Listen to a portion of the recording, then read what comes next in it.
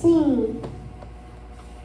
Quero que Deus abençoe todo mundo aqui, porque Deus é tudo de bom que tem aqui, porque as casas que tem aqui, todo mundo, menos os que não têm casa, então eu agradeço por tudo, por Deus, e em nome de Jesus, amém.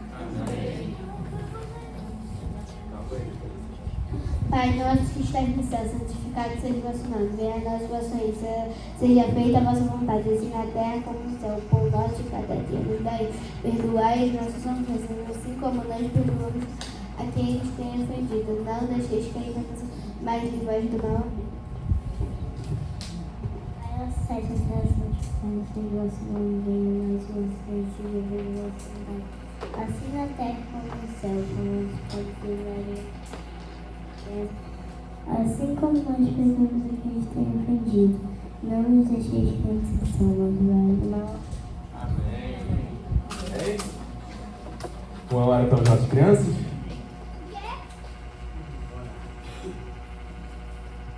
Estende suas mãos para cá, amém?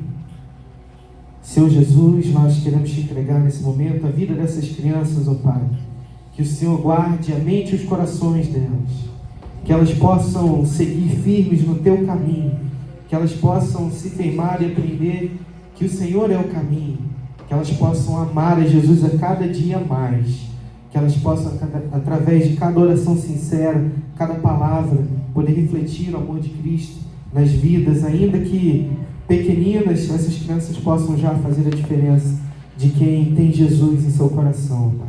Abençoa também cada tia dessa linha, esse ministério Jesurinho, Pai, que tanto tem sido abençoador para essa igreja.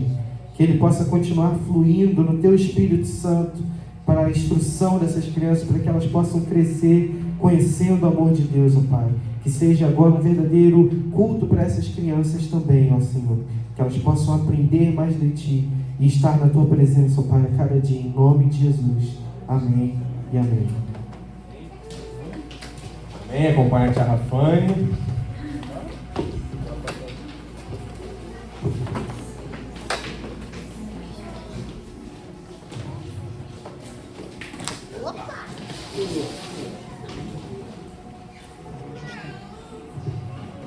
Aleluia. Graça e paz. Pode tomar seu assento.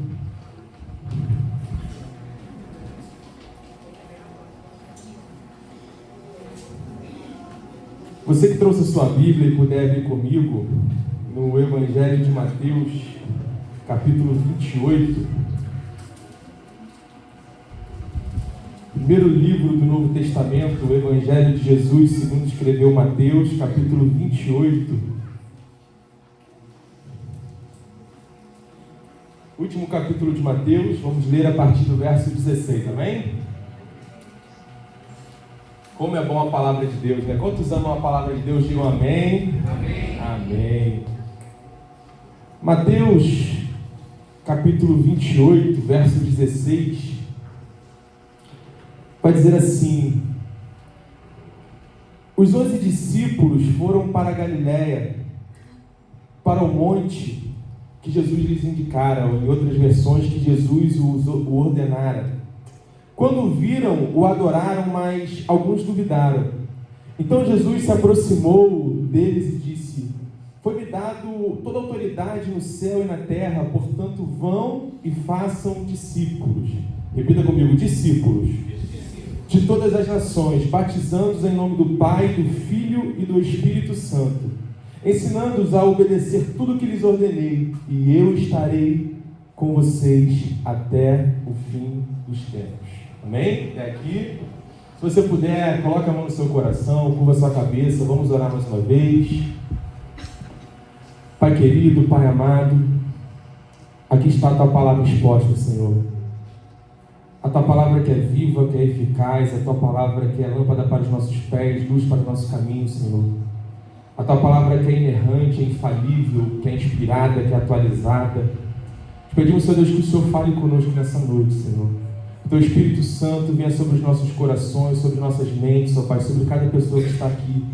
E que essa palavra germine no nosso coração e venha dar frutos, Senhor.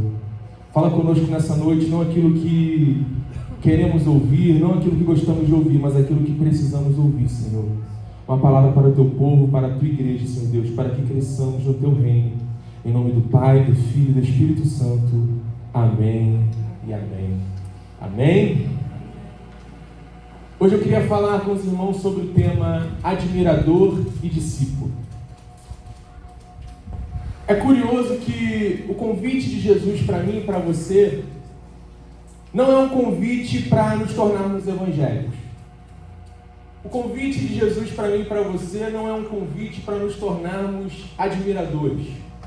Mas o convite para mim e para você é para nos tornarmos discípulos.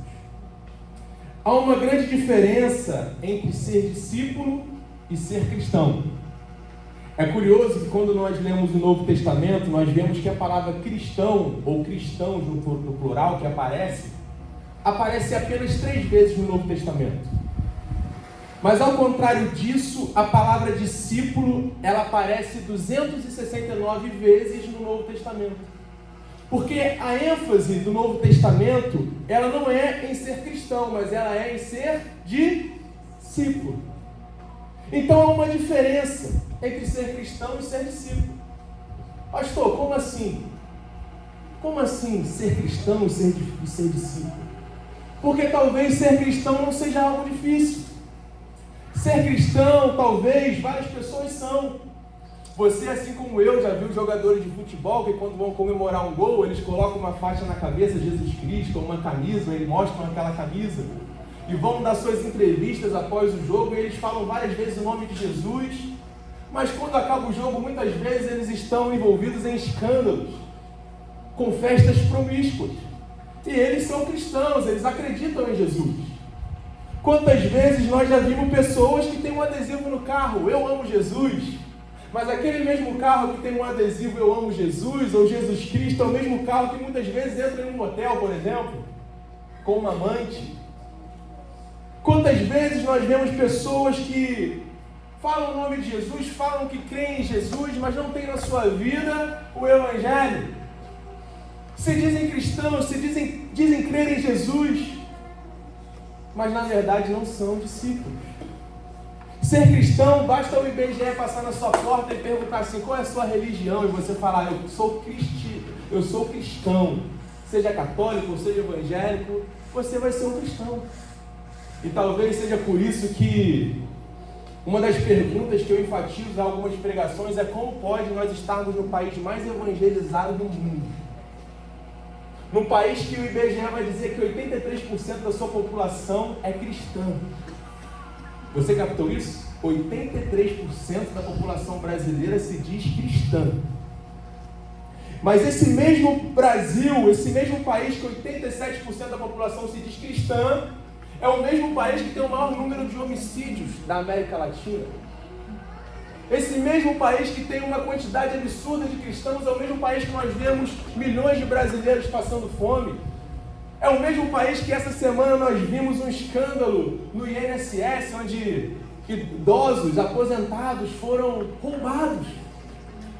E eu pergunto a você, nós não vivemos no país mais evangelizado, no país onde 87% da população é cristã? Nós estamos no estado dos traficantes evangélicos. Parece até algo estranho, né, gente? Traficante evangélico. Mas procure que você vai ver. Traficantes que se dizem evangélicos. Colocaram a estrela de Israel lá e se dizem evangélicos. Matam em nome de Jesus.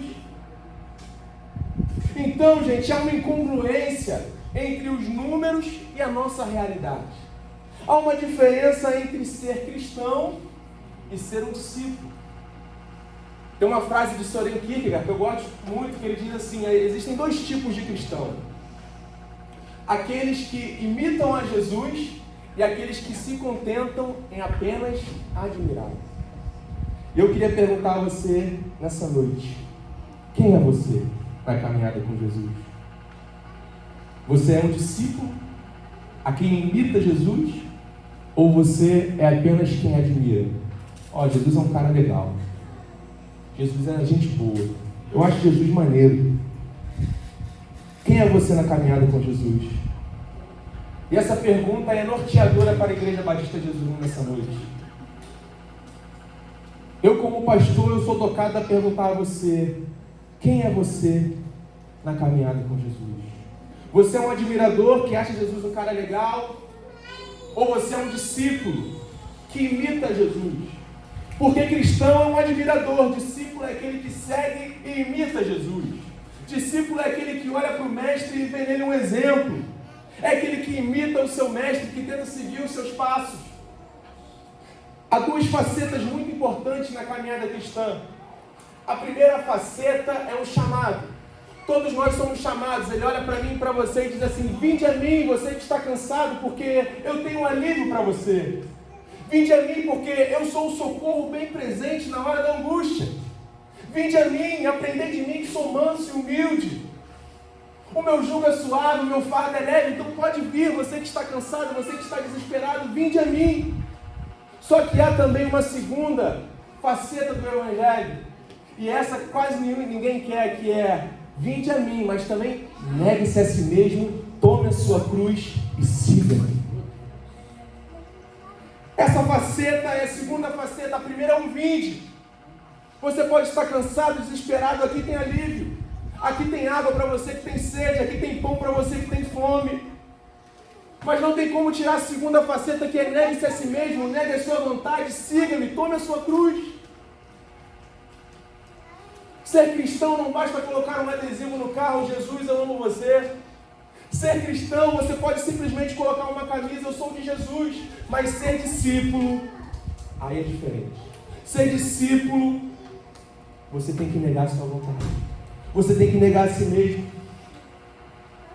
Existem bilhões de cristãos no mundo, mas eu pergunto a você: até que ponto esses cristãos são discípulos? Até que ponto esses 87% são discípulos?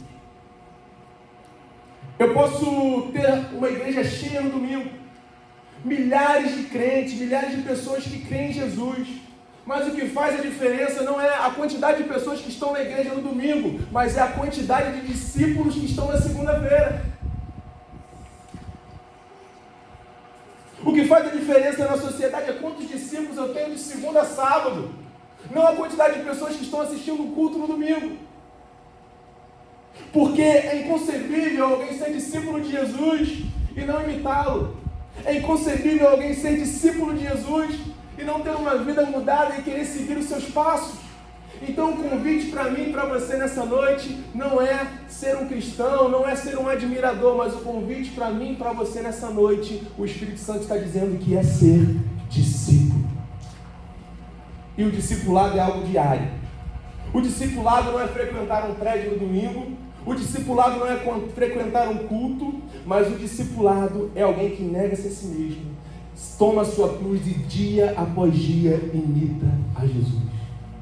O convite é diário. Talvez você diga: pastor, mas então eu sou um admirador, eu estou vindo aqui talvez a primeira vez, a segunda vez. Mas eu tenho uma boa notícia para você, que hoje você pode se tornar um discípulo. O convite para mim e para você é ser um discípulo.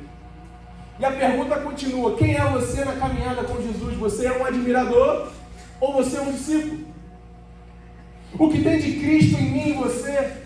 O que tem de Cristo nas nossas atitudes, nos nossos pensamentos, na nossa atitude diária, no nosso trabalho, na nossa faculdade? Porque talvez o nosso cristianismo seja forte. Nós temos muito de cristianismo, nós temos muito de rito, mas nós temos muitas vezes pouco de Cristo. Nós temos muitos símbolos, nós temos muitas cruzes no nosso peito, nós temos muitos prédios, muitos adesivos no carro, mas o quanto de Cristo tem na nossa vida diária? E nós não podemos perder o foco da nossa missão, irmão, porque muitas vezes nós estamos na igreja, nós estamos assistindo o culto, as igrejas estão lotadas, mas nós estamos perdendo o foco da nossa missão, que é ser discípulo. E a missão de Jesus, ele disse aqui: foi-me dada toda a autoridade no céu e na terra, portanto vão e façam discípulos. Jesus falou essa passagem, logo em seguida ele ascendeu aos céus. Foi a última mensagem antes de encerrar o Evangelho de Mateus. Jesus vai voltar sim, mas depois disso aqui, ele ascendeu aos céus, ele mandou o Espírito Santo. E a missão que ele deu para os discípulos, a missão que ele dá para mim e para você é: vão e façam discípulos. Há 2000 anos atrás, a missão era: vão e façam discípulos. Hoje, a missão para mim e para você é: vão e façam discípulos. Daqui a 200 anos, quando eu estiver com os meus netos, quando o Benício já for avô, a missão vai ser a mesma, a palavra não muda: vão e façam discípulos. Então o chamado para nós, irmãos, nessa noite é: vão e façam discípulos. E nós não podemos perder o risco, nós não podemos perder esse foco. Porque o que vai fazer a diferença na sociedade é a quantidade de discípulos que tem. Não é a quantidade de pessoas que frequentam o culto, mas a quantidade de discípulos. John Wesley, ele afirma que o que transforma o mundo não é a igreja, mas a quantidade de discípulos. E a mensagem de Jesus para essa comunidade de fé nessa noite é: vão e façam discípulos. Pastor, isso é pregar? Isso é cantar? Não, é fazer discípulos. Pregar é importante. Ser uma igreja influente na sociedade é importante. Influenciarmos a cultura, a sociedade, termos pessoas inseridas nesses locais é importante, mas o mais importante é o mundo conhecer as boas novas do Evangelho através de mim e de você. A coisa mais importante é eu e você sermos discípulos. E baseado nesse texto, eu quero compartilhar com vocês algumas características de um discípulo. A primeira característica de um discípulo é que o discípulo, ele ouve e aprende. Repita comigo: ouve e aprende. Ninguém pode dizer que é um discípulo se essa pessoa não está disposta a ouvir. Ouvir o seu mestre. A Bíblia vai nos convocar a ouvir. Seja pronto a ouvir, tardio para cirar. Nós temos que ter os nossos ouvidos atentos aos ensinos de Jesus. Minha avózinha dizia que Deus deu para a gente uma boca e 2 ouvidos, para você falar menos e ouvir mais. Então nós temos que ouvir.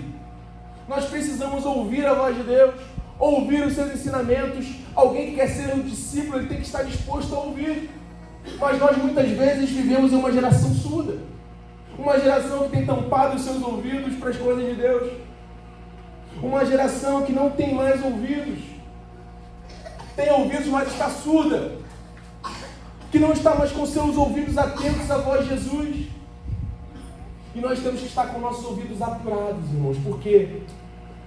Porque muitas vezes nós temos ouvido, nós estamos escutando, mas nós estamos escutando aquilo que não deve. As redes sociais deram vozes a muitas pessoas. Há muitas pessoas na internet pregando. Mas nem sempre o que está sendo pregado na internet é bom para mim e para você. Existem muitos falsos profetas, muitas heresias. E às vezes o que me preocupa, irmãos, é ver que muitas pessoas estão ouvindo isso. Pastor Augusto Nicodemos, ele fala algo interessante. Eu irmão, brinca direto com uma pessoa, virou para ele e falou assim: tem 2 pregadores que eu gosto muito. Um é Edir Macedo, o outro é Augusto Nicodemos. Aí você pergunta assim: mas como? São 2 pessoas totalmente diferentes. É porque as pessoas estão ouvindo tudo. E eu digo para vocês que nós pastores estamos falando muito isso. Hoje é um desafio pastorear. Porque eu pastorei aqui na igreja, mas eu pastorei junto com o Hernando Dias Lopes, junto com o Luciano Subirá, porque você sai daqui e você ouve todo mundo. Mas enquanto você está ouvindo o Hernando Dias Lopes, amém. Luciano Subirá, amém. O problema é quando você começa a ouvir as heresias. O problema é quando você começa a ouvir muita coisa e você está indo em desacordo com os princípios bíblicos, com aquilo que a gente acredita. Eu digo para você, irmãos, tenha os seus ouvidos apurados pelo Espírito Santo. Cuidado com quem você ouve. Tem pessoas que às vezes escutam tanta coisa, absorvem tanta coisa que parece que o ser dela vai se tornando um monte de fio desencapado. Ela vai botando aqueles fios energizados ali para dentro, para dentro. Vai chegar uma hora, irmãos, que esses fios vão se embolar e vai dar um curto-circuito na sua cabeça. Cuidado com quem você ouve, irmão. Cuidado. Eu vejo pessoas hoje compartilhando tanta coisa e tanta coisa ruim. Tanta coisa que está em desacordo com a palavra. Parece que é bom, tem aparência de ser palavra, mas não é palavra. Cuidado com quem você ouve. O mundo está inundado de falsos mestres. Tenha o seu ouvido apurado. Você precisa ouvir, mas você precisa ouvir a voz de Deus, ouvir a palavra de Deus. Romanos vai dizer que a fé vem pelo ouvir e ouvir a palavra.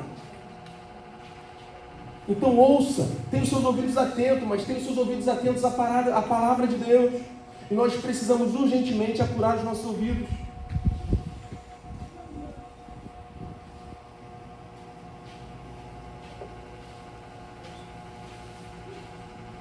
Outra questão que nós citamos aqui não é somente ouvir, mas é também aprender. Ouvir não é suficiente. Tem pessoas que ouvem e não absorvem nada. Tem pessoas que você fala, ela ouve, mas parece que entra no ouvido e sai no outro. Não basta simplesmente ouvir, você precisa ouvir, mas você precisa também aprender.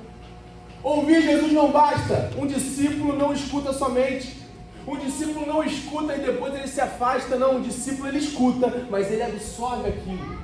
Ele pega essa palavra que ele está escutando e ele traz para dentro do seu ser e ele aplica isso na sua vida.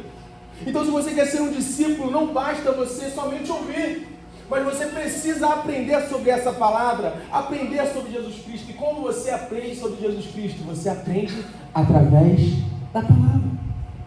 A maior fonte de conhecimento que o mundo já viu é a palavra de Deus. E o grande problema é que nós queremos aprender, mas nós não queremos aprender da maneira correta, que é buscando na palavra. Aqui, irmãos, tem tudo que você precisa para a sua vida. A palavra de Deus é lâmpada para os nossos pés, é luz para o nosso caminho. Essa palavra aqui, ela te guia, ela tem aplicações para todas as áreas da sua vida. Mas o grande problema é que nós escutamos tudo, mas nós não escutamos a palavra. Nós não nos debruçamos na palavra. E nós precisamos urgentemente nos voltar para a palavra. D.L. Moody tinha na capa da sua Bíblia uma frase muito interessante. Ou esse livro afastará você do pecado, ou o pecado afastará você desse livro. Não se afaste dessa palavra, irmãos. Tenha ela gravada no seu coração. Eu sempre digo que se nós soubéssemos como esse livro percorreu a história para chegar nas nossas vidas, nós nos apegaríamos a ele de uma maneira incondicional. Esse livro atravessou séculos. Esse livro foi o livro mais perseguido da história. Imperadores romanos mandaram queimar todas as Bíblias, como o imperador Diocleciano. Na Idade Média, a Bíblia não era acessível. Não havia traduções da Bíblia e o povo não tinha acesso à Bíblia. Inclusive os reformadores, os pré-reformadores, eles brigaram por isso, eles foram martirizados. Eu gosto de um que é o John Wycliffe, que ele traduziu a Bíblia para o inglês e ele foi martirizado, ele foi queimado. E nós hoje temos essa Bíblia acessível na nossa mão para a gente aprender de Jesus, aprender a sua palavra, e nós estamos negligenciando a palavra de Deus. E nós precisamos urgentemente ouvir a palavra de Deus. Um discípulo, ele aprende e ele ouve. A segunda característica de um discípulo é que o discípulo obedece. Repita comigo, obedece. Verso 16 diz assim: os 11 discípulos foram para a Galiléia, para o monte que Jesus lhes indicara. Em outras versões, lhes ordenara.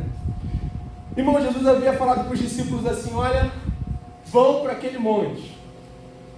E agora nós vemos no verso 16 que os discípulos estão nesse monte onde Jesus havia lhes ordenado. E a maior característica de um discípulo de Cristo não é o quanto ele é eloquente.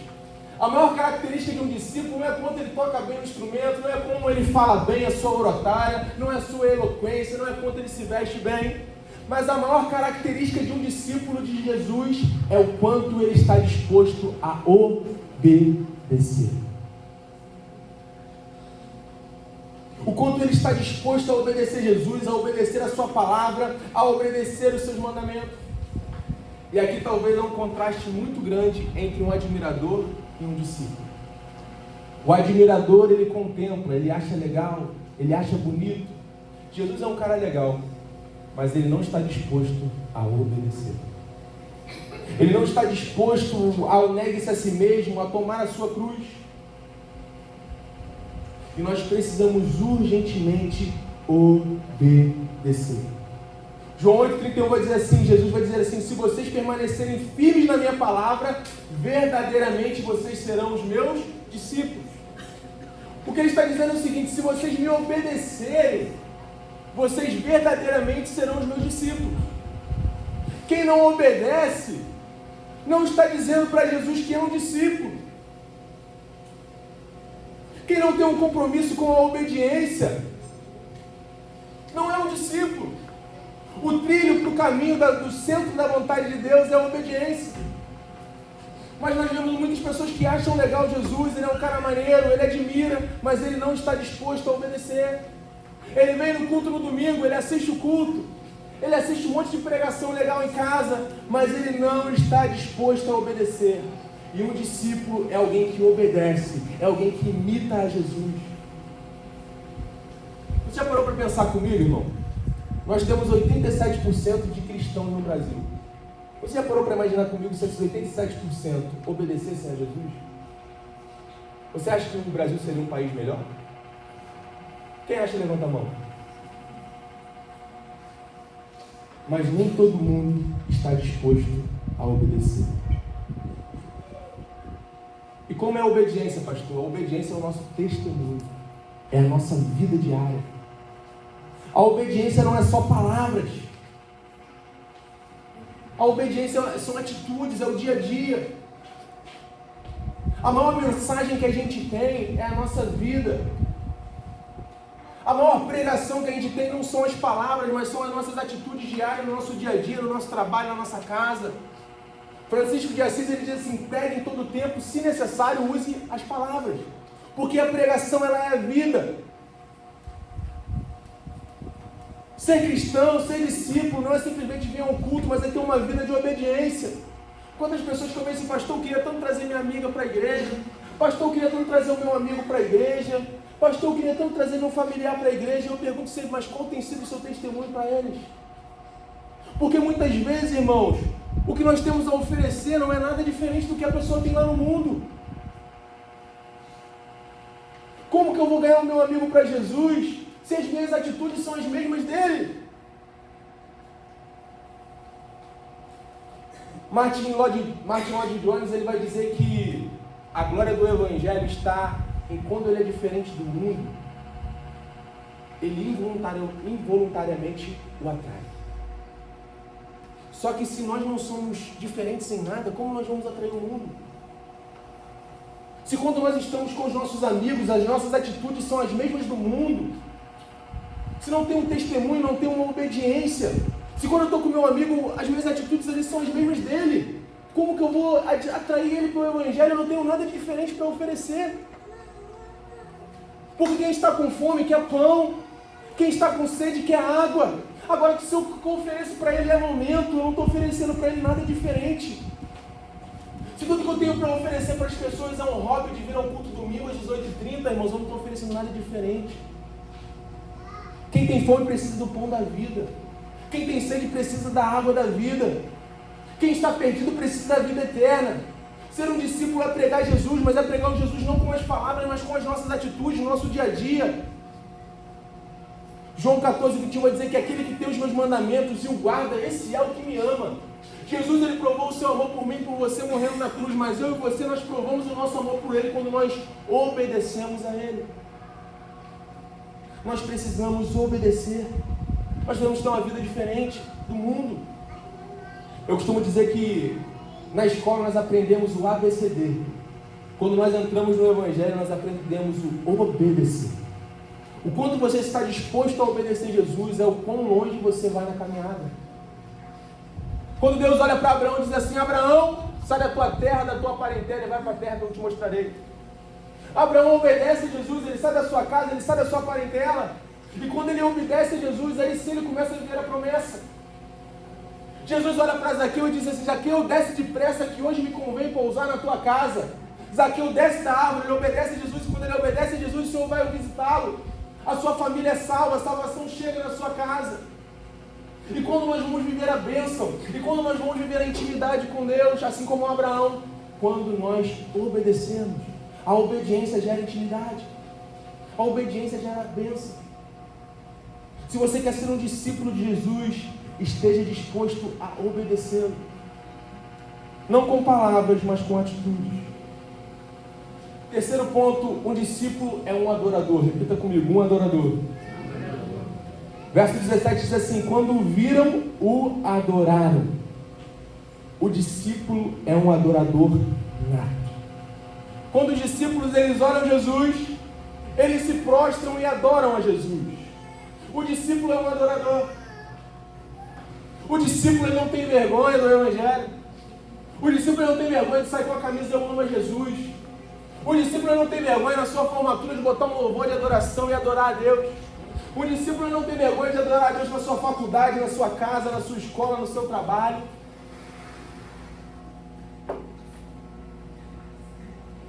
O discípulo está numa reunião da sua empresa e talvez o seu patrão muitas vezes não é evangélico, ele gosta de coisas que não convêm. E ali está todo mundo puxando o saco do seu patrão, querendo agradar o seu patrão. O discípulo não, ele chega, não vou participar disso não, porque eu sou diferente. A minha adoração é para Deus. O discípulo, ele é um verdadeiro adorador. Ele não tem vergonha do Evangelho, ele não tem vergonha de dizer que ama a Jesus. Ele não tem vergonha de mostrar para a sociedade que ele é diferente, que ele tem um Evangelho cravado no seu peito. Ele é como o Salmo 35:10, que o salmista diz assim: até os meus ossos declaram, todo o meu ser declara. Ele é uma adoração ambulante. E a W. Tozer tem uma frase interessante que ele diz assim: adoração não é a música que você canta, mas é a vida que você leva quando a música para de tocar. Adoração não é simplesmente a gente cantar um louvor, tocar um instrumento, cantar aqui na igreja, não. A adoração é a vida que a gente leva no nosso dia a dia. A vida na segunda-feira, na terça, na quarta. A adoração é muito mais que uma música. É a gente adorar no nosso trabalho, no nosso dia a dia, andando na rua. É ser um sacrifício santo, vivo e agradável a Deus. Essa semana aconteceu algo interessante. Domingo eu saí daqui e fui para Brasília. Acabou o culto, já fui direto para Brasília. E quando eu saí daqui e fui para Brasília, os colegas de trabalho viraram para mim e falaram: pastor, ora pela nossa saída e tal. Aí eu orei, estava até falando isso com a Elane hoje. Eu orei pela nossa saída. E chegando lá em Brasília, a gente fez tudo que a gente tinha que fazer lá no trabalho. E na hora de voltar, o nosso chefe ia vir com a gente. Aí estava eu e os outros colegas lá no carro. Aí os colegas disseram: pastor, ora antes do chefe chegar. Daqui a pouco o chefe está chegando, então já ora de uma vez. Eu falei: não, vamos orar quando o chefe chegar. Não, mas ele não gosta, não sei. Eu falei: não, ele vai gostar, a gente vai orar quando ele chegar. Aí daqui a pouco o chefe chegou, eu falei: vamos orar agora para Deus abençoar a nossa vida. E orei. Fizemos um clamor. Porque a gente não pode ter vergonha daquilo que a gente é. A gente tem que ser um adorador, aonde a gente estiver. A gente tem que declarar o reino, mostrar que nós somos diferentes. A maior pregação é a nossa vida, irmão. Eu tenho aprendido isso no meu dia a dia, eu tenho falado sempre isso com a Elane. Eu tenho aprendido que mais do que pregar com as nossas palavras, é pregar com a nossa vida. Porque eu trabalho no lugar com muitas pessoas, com mais de 1000 pessoas. E o que eu vejo mais, às vezes, quem não é da igreja criticar, é que as pessoas falam muito, falam. Mas a sua atitude é totalmente diferente daquilo que se fala. Pregam com as palavras, mas a vida é totalmente diferente. Eu tenho aprendido que mais do que pregar com as minhas palavras, eu tenho que pregar com as minhas atitudes. Eu dou graças a Deus que às vezes eu recebo mensagem, não porque eu sou bom, isso é para a glória de Deus. Sem falar nada, uma palavra. Mas eu vejo que o Espírito Santo está agindo no meu trabalho. Então, o que a gente tem que fazer, irmãos? É ser diferente.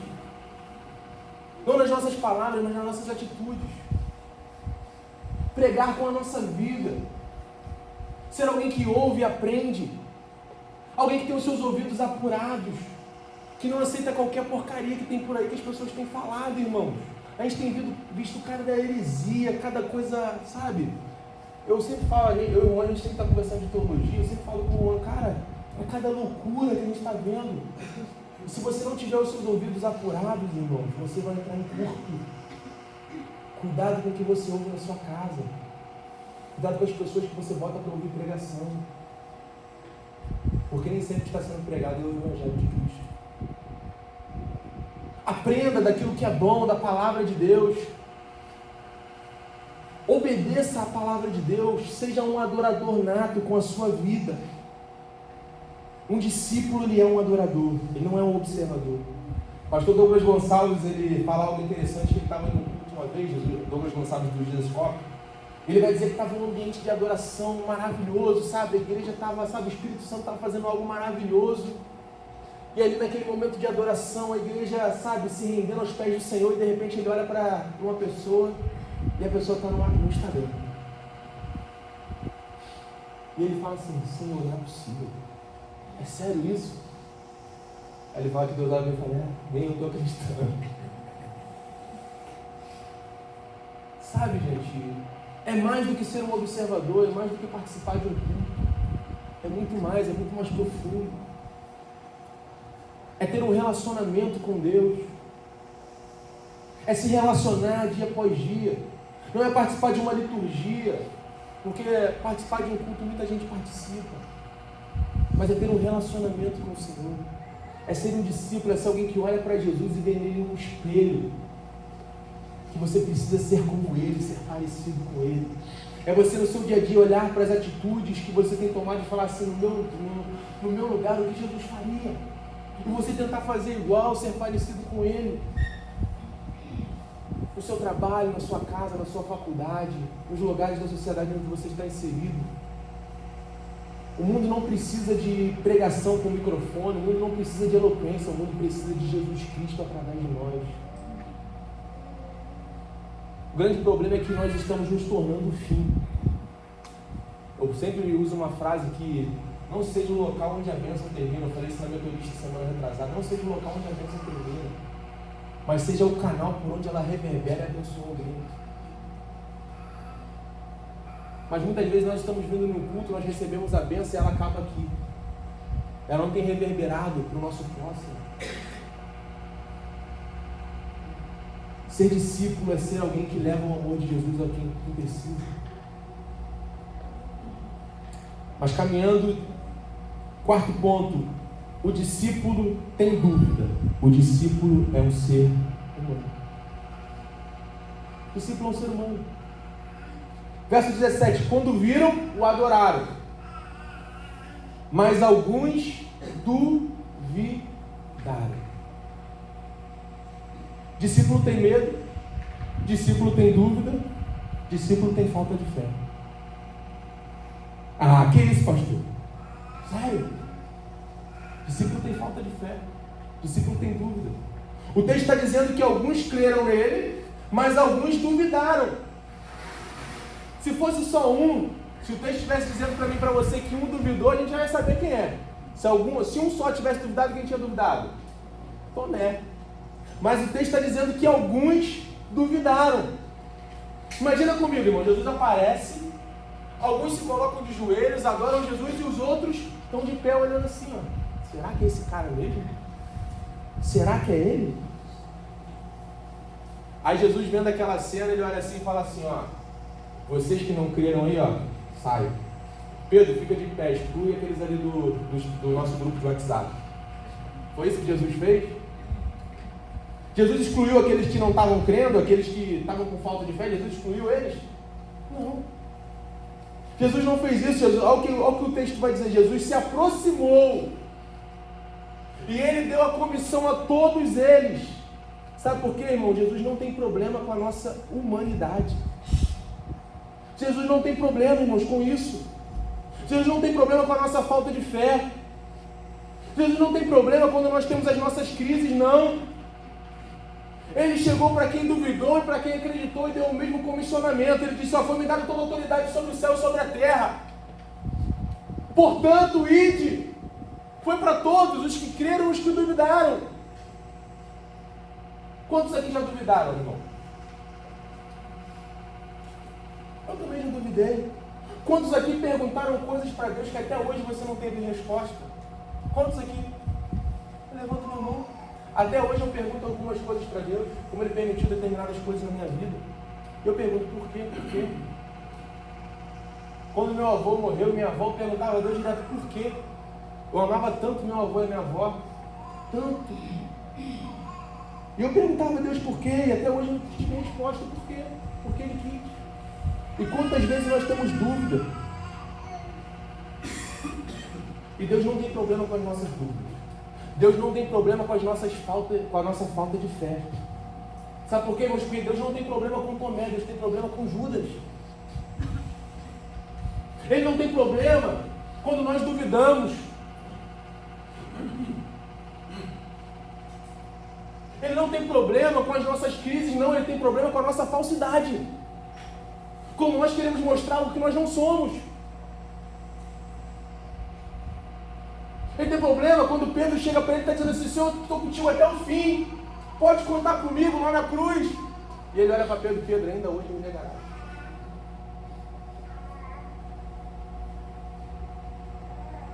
Porque ele não tem problema com a nossa humanidade, irmão. Ele sabe que nós somos humanos, nós somos falhos. Nós temos as nossas crises de fé, nós duvidamos. Eu tenho muito pé atrás com quem vai conversar com a gente, de cada 10 palavras, 5 são eu. Eu faço, eu sou, eu. Já logo tenho um pé atrás. Se eu tenho um pé atrás, imagina Jesus. Pessoa que fala muito eu, que se acha supra-sumo do Evangelho, supra-sumo da espiritualidade. Não. Porque o Evangelho, ele faz eu reconhecer o quanto humano eu sou, o quanto falho eu sou, o quanto eu dependo dele. O Evangelho é a única religião que para você participar você tem que ser desabilitado.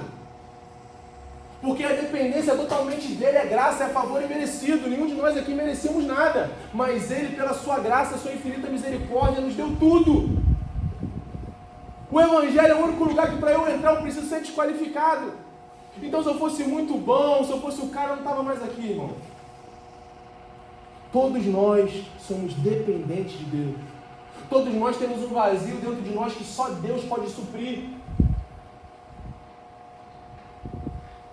Se fosse por ser bom, irmãos, eu gosto muito de João Batista, porque João Batista estava 400 anos sem profeta. Havia silêncio, 400 anos de silêncio de Deus, e de repente vem João Batista profetizando. Ele é o primeiro, depois de muito tempo de silêncio de Deus. E ele está lá profetizando. Ele está lá no deserto batizando. E de repente Jesus chega. E quando Jesus chega, João Batista podia achar assim: eu sou o supra-sumo, eu sou o profeta depois de 400 anos de silêncio de Deus. Mas não, ele olha para Jesus e diz assim: eu não sou digno nem de desatar as sandálias dos pés dele.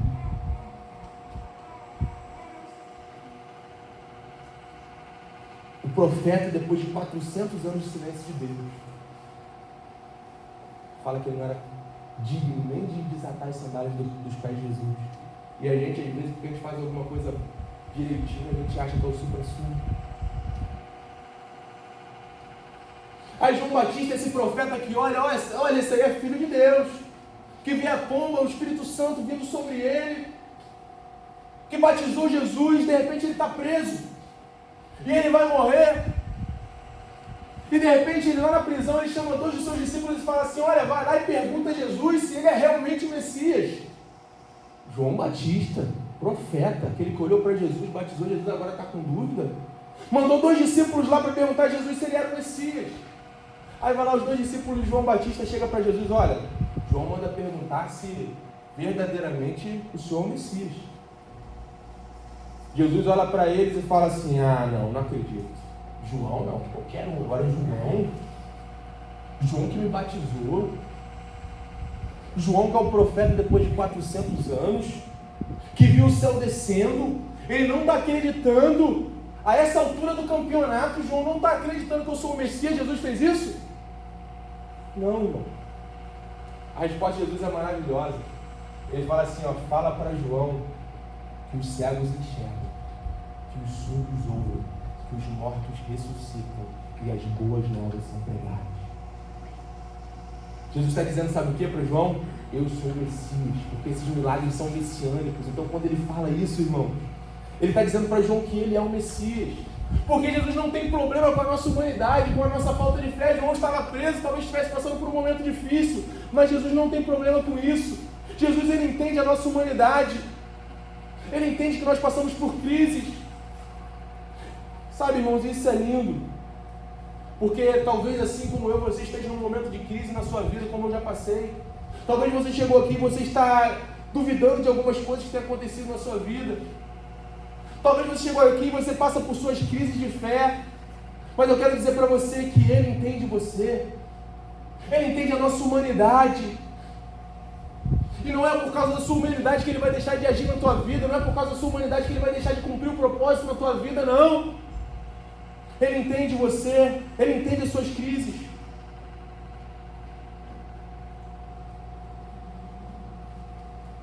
Ele sabe o que se passa no nosso coração. Mas Ele tem problema com a nossa falsidade. Quando nós olhamos para os outros de cima para baixo e achamos que nós somos o supra-sumo.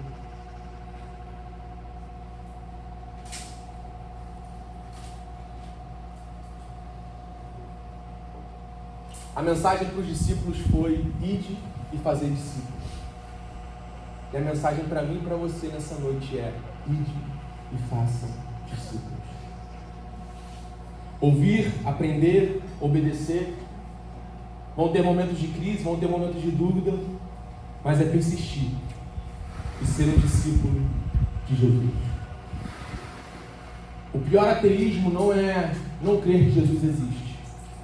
O pior ateísmo é crer que Jesus existe e viver como se Ele não existisse.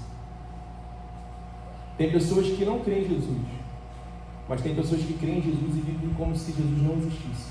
Esse é o pior ateísmo. O pior ateísmo é frequentar a igreja no domingo e na segunda-feira viver como se Jesus não existisse. Existe um filme muito interessante do Jim Carrey, que é aquele filme que ele se torna Deus e ele começa a responder sim para todas as orações. Como é que é o nome desse filme mesmo? Todo-Poderoso. E ele vira Deus e ele começa a responder todos os e-mails lá, sim, sim, sim, sim, sim. O mundo vira um caos, porque ele dá sim para todas as orações.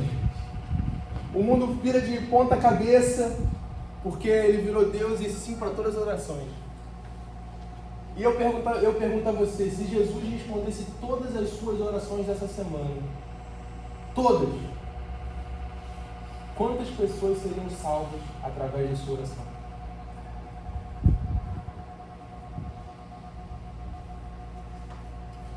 Quantas pessoas conheceriam o Evangelho? Quantas pessoas seriam salvas através da oração que você fez durante toda essa semana?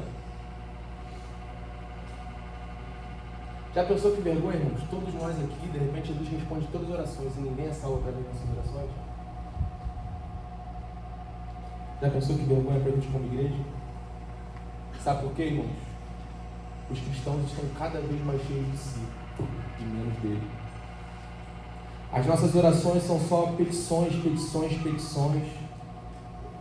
Tem muito de nós e pouco dele. Jesus não nos chamou para ser um seguidor, para ser um admirador. Jesus nos chamou para ser um discípulo. Eu e você, nós somos comissionados. Comissionados a ir por todo mundo, pregar o Evangelho, fazer discípulos. É lindo que, logo em seguida, no verso, ele vai dizer assim: foi-me dada toda a autoridade sobre o céu e sobre a terra. Portanto, é curioso que o portanto aqui é uma conjunção, né? Uma conjunção, a gente sabe disso, que quando tem uma conjunção é porque o que vem depois está sendo influenciado pelo que vem antes.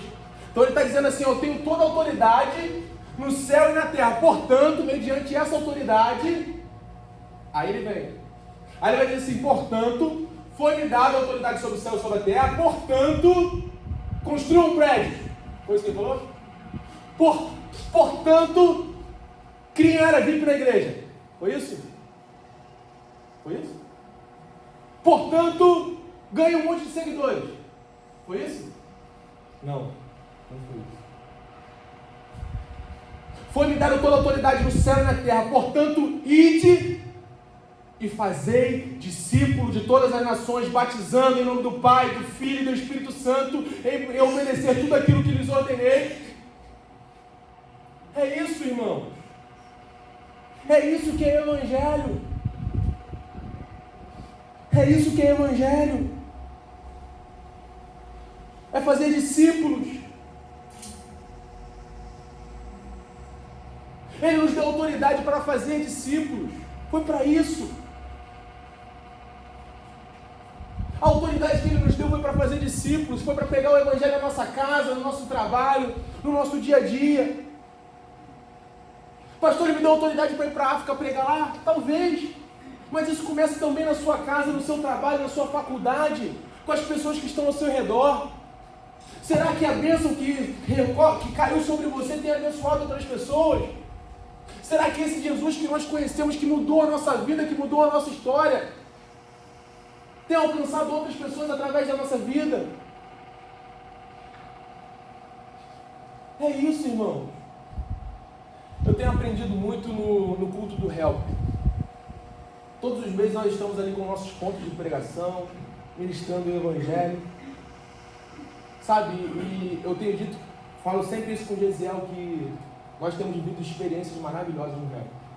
Coisas que talvez no culto nós não vamos viver. E é curioso que uma vez estava eu e o Gesiel saindo de uma reunião. Gesiel vai lembrar, e Gesiel virou para mim e falou assim: pastor, sabe que eu gosto do culto do Help? É porque o mesmo conteúdo que nós pregamos no domingo é o mesmo conteúdo que nós pregamos no Help. Não é porque é um culto lá que tem poucas pessoas que nós não levamos a palavra ali com conteúdo, que nós nos dedicamos. Lembra disso, Gesiel?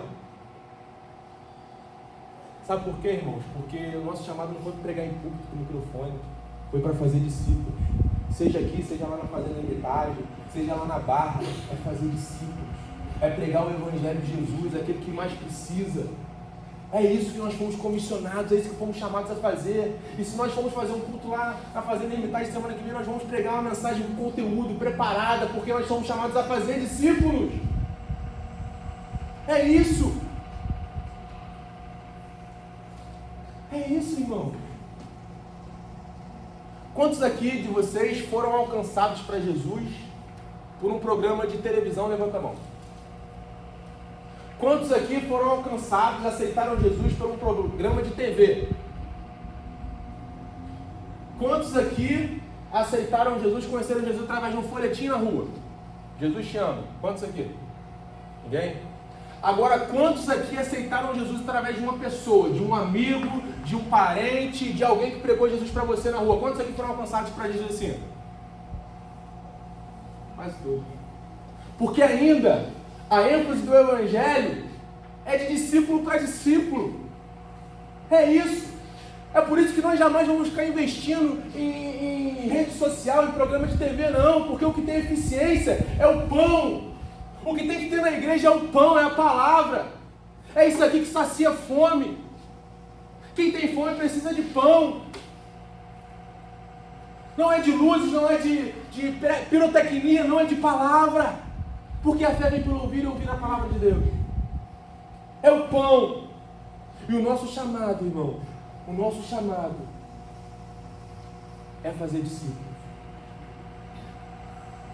Por isso que não importa a quantidade de pessoas que estejam sentadas aqui no domingo. O que importa é a quantidade de discípulos da segunda-feira. O Evangelho é isso, é levar Jesus até as pessoas. Jesus te chamou para fazer discípulos. O Evangelho não é uma pessoa santa apontando o dedo para outra dizendo que ela está em pecado, não. O Evangelho é um pecador dizendo para outro pecador onde encontrar salvação.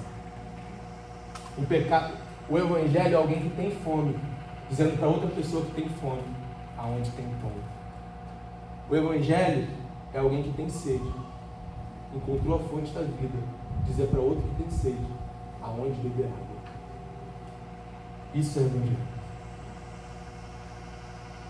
Se você quer ser discípulo de Jesus, eu quero convidar você a ficar de pé.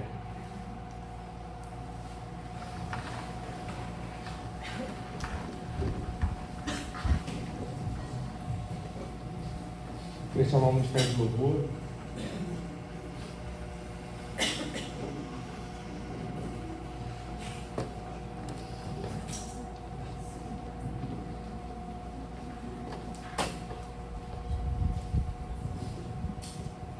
Eu não sei como você chegou aqui nessa noite. Eu não sei se até esse momento você tem sido apenas um admirador ou você tem sido um discípulo. Mas a boa notícia é que se você até aqui foi um admirador, hoje você pode se tornar um discípulo. Ele te chama para você ser um discípulo. Ele te chama para você fazer a diferença. Existem pessoas que vão ser alcançadas por você. Existem pessoas no seu trabalho, na sua família, que vão conhecer Jesus através da sua vida. E o chamado dele para você nessa noite é: ide e fazer discípulos. Talvez até que você se contentou com uma liturgia, com frequentar culto, mas ele está te chamando para algo mais profundo. Ele está te chamando para um nível de relacionamento com ele, de maneira que você encontrou esse amor tão grande, esse amor tão maravilhoso, que você precisa expressar isso para outras pessoas. Existe dentro de nós um vazio que só Deus pode suprir. Assim como existe um vazio nas pessoas que só Deus pode suprir, quem vai levar Jesus a essas pessoas é você. Eu quero te convidar a fechar os teus olhos e orar nessa noite, a falar com Jesus sobre você. Talvez até aqui você não tenha sido um discípulo de Jesus. Talvez até aqui você tenha sido apenas um admirador, você tenha cumprido uma liturgia, mas hoje Ele te chama para um nível mais profundo. Ele te chama para um nível de relacionamento, de maneira que você, ao encontrar esse amor, você tem que espalhar ele pelo mundo. Porque a adoração não é a música que a gente canta, mas é a vida que a gente leva na segunda-feira, na terça, na quarta. Comece a falar com ele nessa noite. Os discípulos, quando o viram, eles se prostraram diante dele e o adoraram. Que nessa noite você possa adorar a ele. E falar com ele: Senhor, olha, eu não quero me contentar, Senhor, em ser um admirador. Eu não quero ser mais, eu não quero ser um número no IBGE. Apenas um cristão de números, mas eu quero ser alguém que te conheceu e que leva essa verdade para quem mais precisa. Eu quero levar o pão ao faminto, a água aos sedentos. Oh, Senhor, eu quero chegar naquele dia e não ser confrontado pelo Senhor, com o Senhor dizendo que o Senhor teve fome e eu não te dei de comer, que o Senhor esteve nu e nós não te vestimos, ó Pai, mas nós queremos ser aqueles, ó Pai, que propagam o Teu reino, que pregam o Evangelho, aqueles que são comissionados, que têm no seu coração um ide. Oh Pai, nos ensina a levar esse amor que nós encontramos a outras pessoas, ó Pai. Nos ensina a te ouvir, a aprender do Senhor, ó Pai, porque nós sabemos, ó Pai, que o Teu fardo é leve, o Teu jugo é suave, Senhor. Nos ajuda a obedecer, ó Pai, a ser um testemunho vivo. Que as nossas atitudes possam glorificar ao Senhor. Mais do que as nossas palavras, ó Pai, mas as nossas atitudes, os nossos testemunhos alcancem as pessoas, ó Pai. Nos ensina a te obedecer, ó Pai. Nos ensina a cumprir o nosso propósito. Oh, Senhor, nós não queremos ser mais do mesmo. Nós não queremos, ó Pai, ser uma igreja vazia.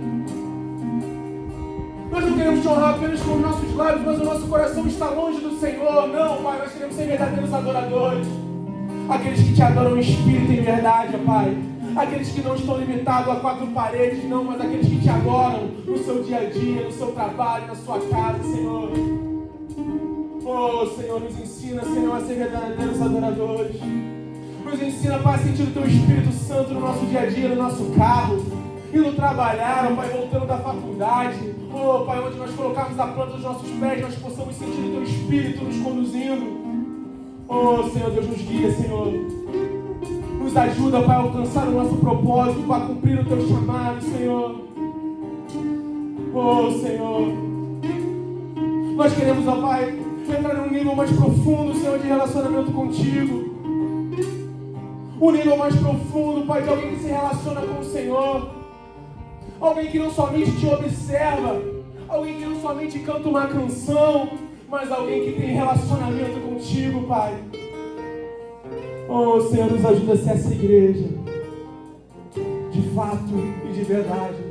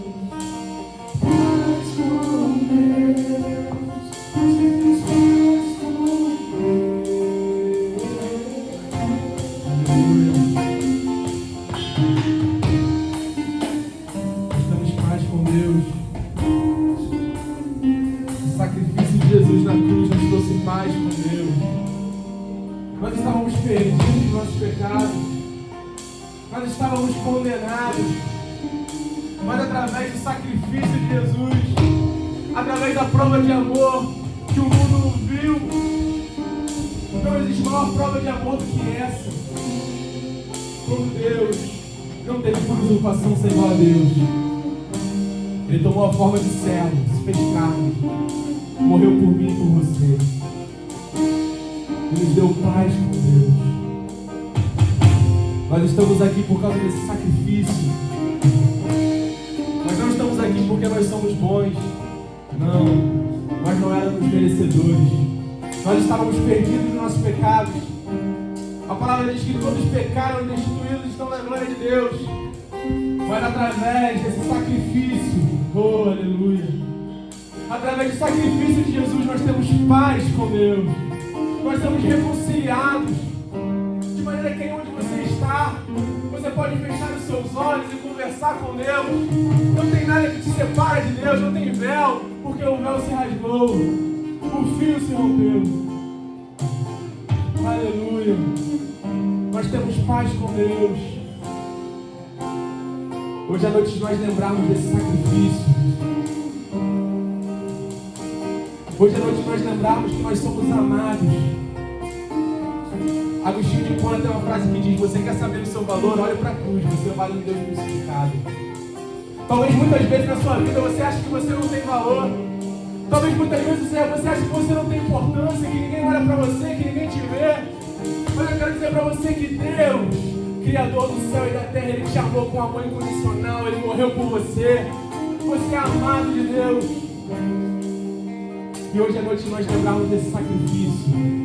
Eu quero convidar todos vocês a participarem da ceia. Pastor, mas eu não sou batizado. Eu posso participar da ceia? Pode. Aqui na igreja nós vamos fazer uma acepção. Porque naquela noite, quando Jesus ele foi traído, naquela mesa estava com ele Judas, aquele que trairia Jesus.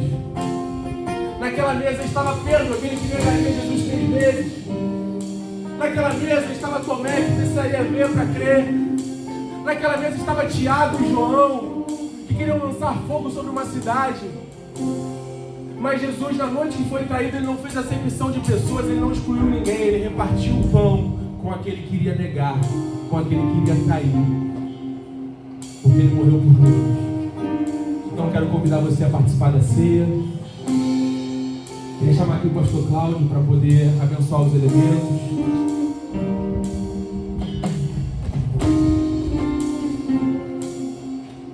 Graças a Pai, Pai de igreja. Senhor meu Deus e Pai, obrigado, Senhor, por esse momento para podermos estar aqui em comunhão, participando dessa ordenança tua. Que venha, Senhor, consagrar, Senhor, esses elementos. O suco que representa o teu sangue, Senhor, e o pão que representa o teu corpo. Deus, corpo esse que foi, Senhor, que levou sobre si, Senhor, o peso dos nossos pecados. Deus, corpo que foi castigado, e o sangue que foi derramado na cruz, Senhor, o sangue da nova aliança. Senhor, que tu venha consagrar, em nome de Jesus. Amém. O pão. Esse pão representa o corpo de Cristo. Corpo que foi castigado. Corpo que sofreu a dor do azorrague. O azorrague que tinha tiras de couro e ossos nas suas pontas, e cada chicotada que Jesus tomava arrancava um pedaço dele, das costas dele, dos pés, do músculo. Ele sofreu e sofreu muito. Esse é o corpo dele que sofreu por mim e por você, que levou sobre si as nossas dores e as nossas enfermidades. E Paulo vai dizer que na noite que foi traído, ele tomou o pão. Tendo dado graças, ele partiu e disse: este é o meu corpo que é dado em favor de vós. O corpo de Jesus foi castigado por mim e por você. Foi entregue por mim e por você. E ele disse: façam isso em memória de mim. Quero convidar você a compartilhar do pão, a comer o pão, lembrando que Jesus, ele sacrificou por nós. Participemos todos do corpo de Cristo.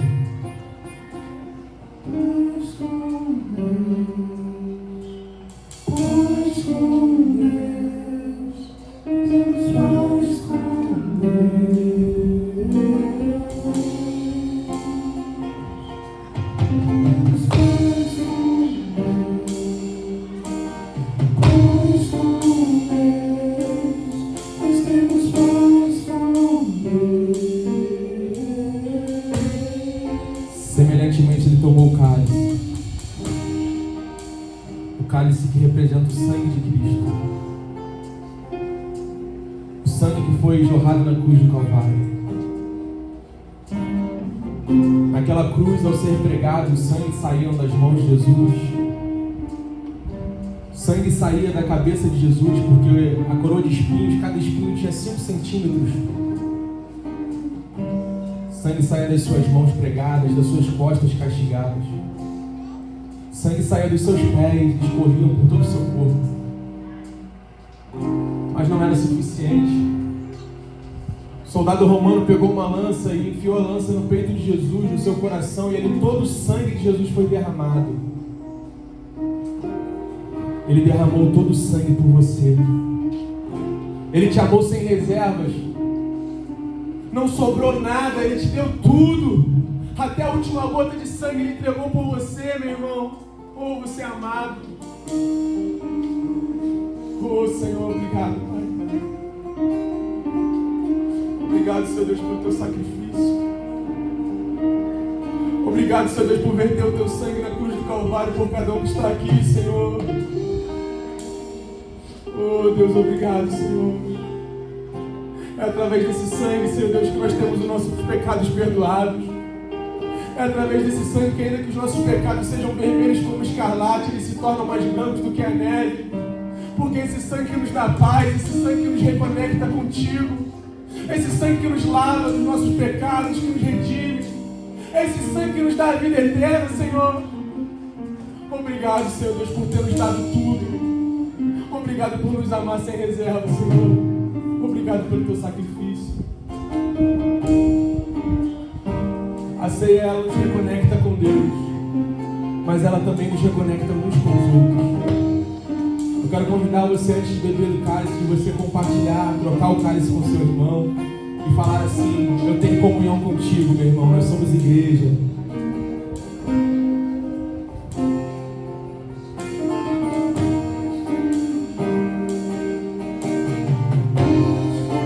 Fala para a pessoa que você está trocando: Jesus te amou sem reservas.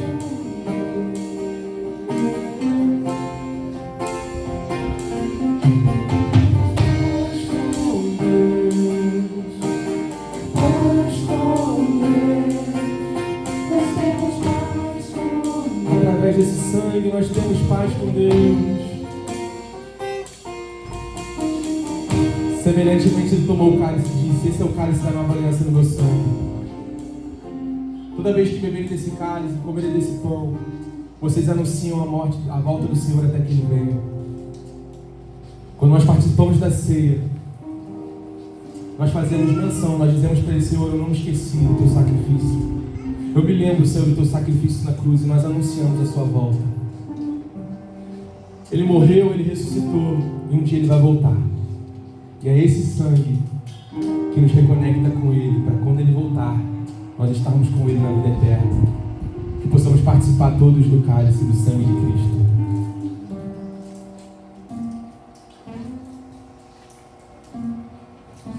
Oh, Senhor Deus, obrigado, Pai. Obrigado, Senhor Deus, por esse culto. Obrigado por cada pessoa que está aqui. Obrigado por cada família representada. Dê uma semana abençoada para o teu povo, Senhor.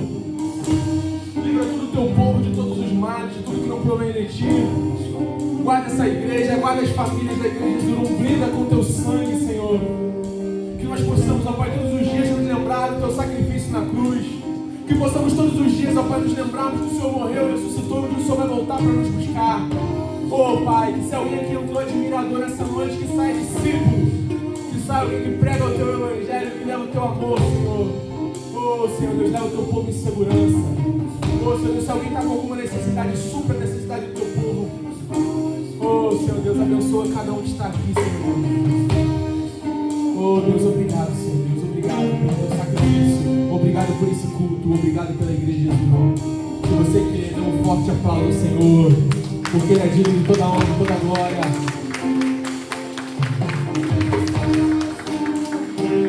Aleluia.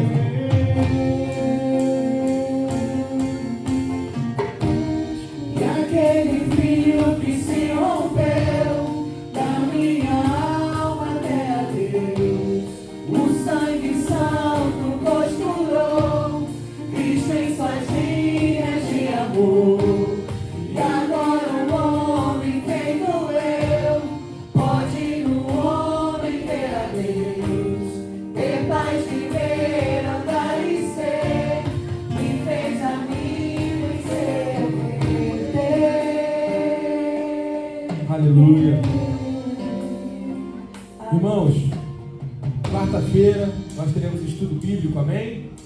Venha quarta-feira, eu vou estar aqui, eu vou ministrar um estudo bíblico. Então quarta-feira não falte. Domingo que vem nós temos o nosso culto especial do Dia das Mães. Então você que é mãe, não falte, esteja aqui conosco. Vamos ter um culto especial, vamos ter uma lembrancinha para as mães. Está sendo preparada com muito carinho. Falar para os irmãos que nós temos o nosso jantar de casais. Se você quer participar do nosso jantar de casais, procura a Juliana, o Leandro ou a Elaine. Dê seu nome que nós vamos ter um jantar de casais. E você que é jovem, que é Irmãos, Então são jovens. a todos os jovens aqui da igreja, no dia 10 a gente vai fazer a nossa primeira reunião de jovens. Eu, a Sani, Juan e Fernanda, nós vamos estar recebendo vocês na minha casa, lá no bairro São Pedro. É um lugar fora da igreja que acredito que vai ser um momento bem mais descontraído do que se fosse aqui.